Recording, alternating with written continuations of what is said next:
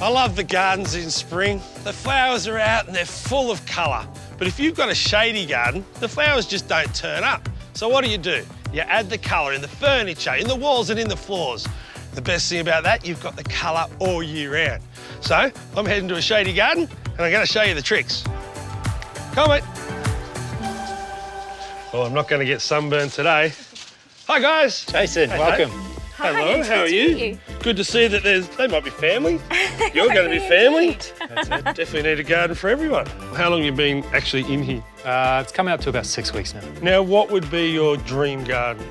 Well, for us, probably we're looking for something where we can entertain, where we can relax outside, especially with a little baby on the way. Yep. So something we can grow into with the child. And what do you think you need? I would really like a nice lawn with some soft grass, but I do love the brickwork. I love that it ties into the house. Some lightness and brightness, because as you said, it's shady on a sunny day. So what we need to do is give everything a good clean, even the palms, take off the dead foliage and see what we're working with. Mate, you're going to have a busy day because you're looking after your princess, and I can be a bit of a princess. I heard. All right, let's all get busy. There's a couple of barrows out the front, put one on top of them and bring them both in. Will do. Go and relax. Thank you, sir. Righto, choose your weapon. Thanks, mate.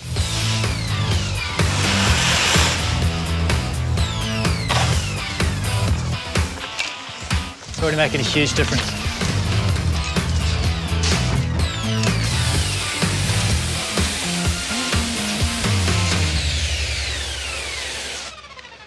Now, gurneys are great fun when you know what you're doing with them, but you should never, ever point them at someone, because if it can take all that dirt and grime off, it can also take off layers of skin.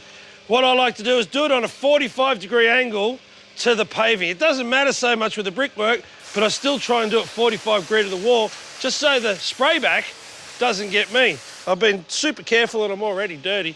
And on the pavers, on the 45, you tend to wash away less of the sand that's in the joints. If I was going straight down there, I'd pretty much wash away all the sand. But on the side, I only get the bit on the top. Now, as much fun as I'm having, I think this is a job for Dave. Easy to see, this place has great bones, but it lacks colour. So I've called in the colour queen. I love the brief Jason gave me. Bring on the brightness. Every garden needs planters, but just wait till you see what I do with these.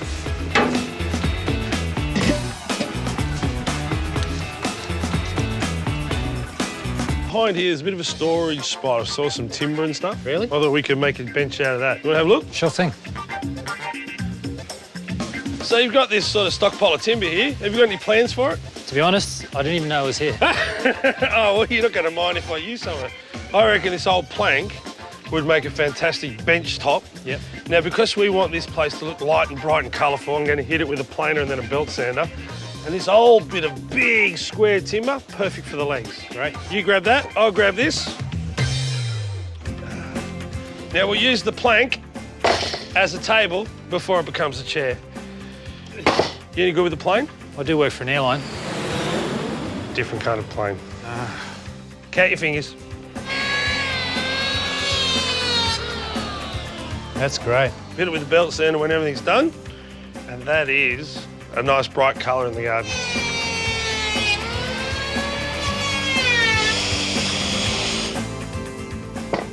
They are one good-looking set of legs.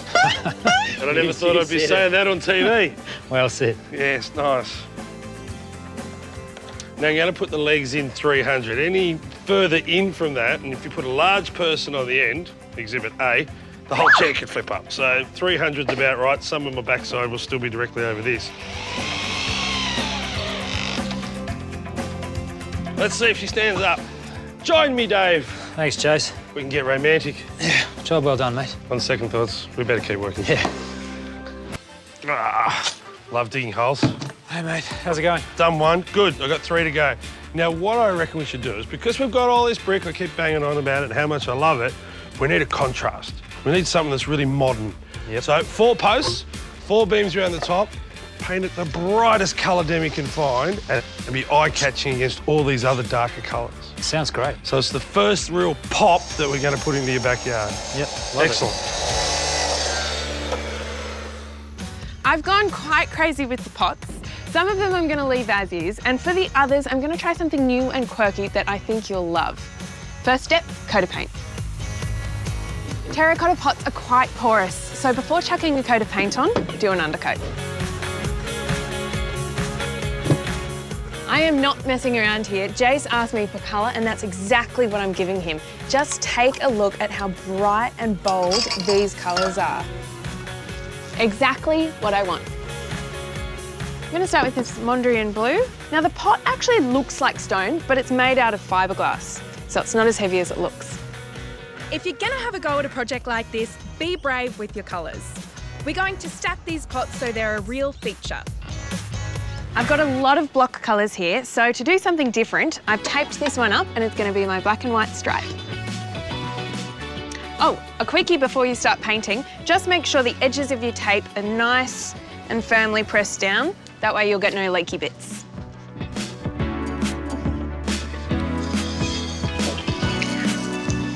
Ta-da!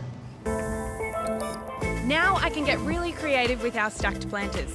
It's as simple as combining different shapes, colours and styles into stacked towers. Any combination you like. These two are a match made in heaven, and together they're going to create a really nice low-sitting planter. To stick them together, I'm using high-strength liquid nails, and you only need a little bit.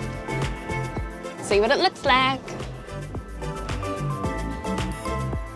Ta-da! Yep, just fill in the blanks there and there. Technology's amazing. I've 3D designed it on my tablet. What do you think? Yep, you can make it bigger if you like. Well done. Now what we need to do is just screw the ends in, but we need to pre-drill. And then these ones where you can't butt them up, we'll pre-drill on the side and go through. So I'll pre-drill and you can screw. Done. I'll just close this.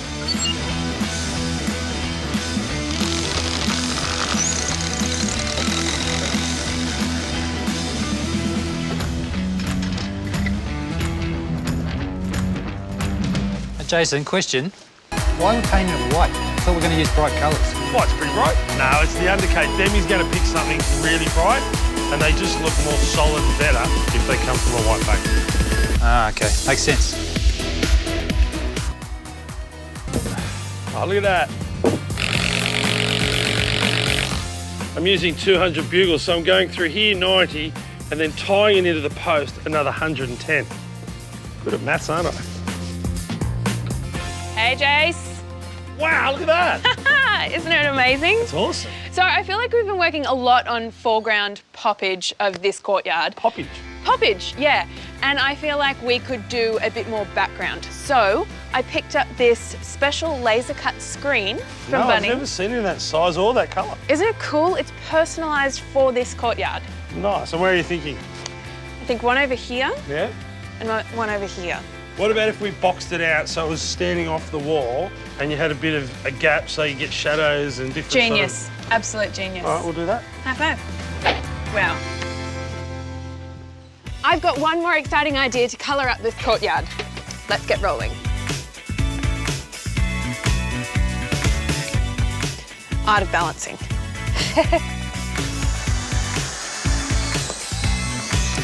We've all seen ottomans made out of old tyres and ropes, but I want to take my one to the next level colour-wise.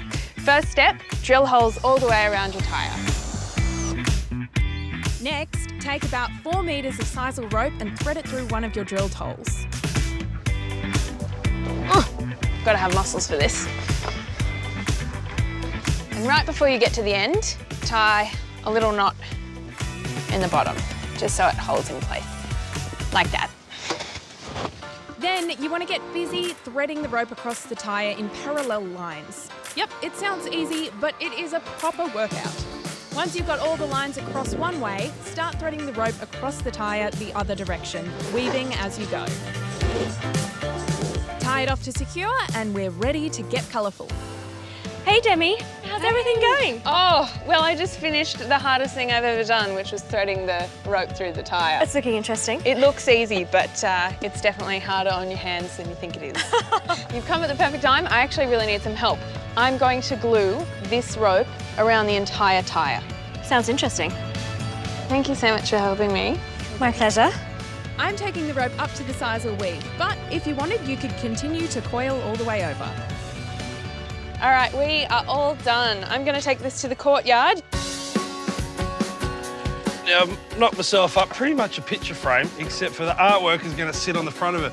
I could have just done a top and bottom rail, but it wouldn't have any strength this way, and it might move on you a little bit.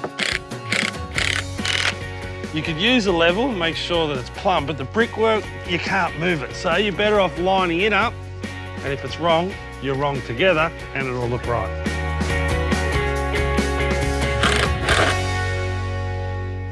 These are called cast iron plants because they're incredibly tough and hardy like cast iron. This is the shadiest spot of your yard. You've got the tree and then you've got a couple of palms over the top. So rather than trying to get a little bit of turf growing here, I think we mulch the whole lot, let these clump up and you can just walk across the mulch to your brand new bench. Great, okay. What about you dig these and plant them and I'll turf that area over there for your missus. Okay, Right, sound good.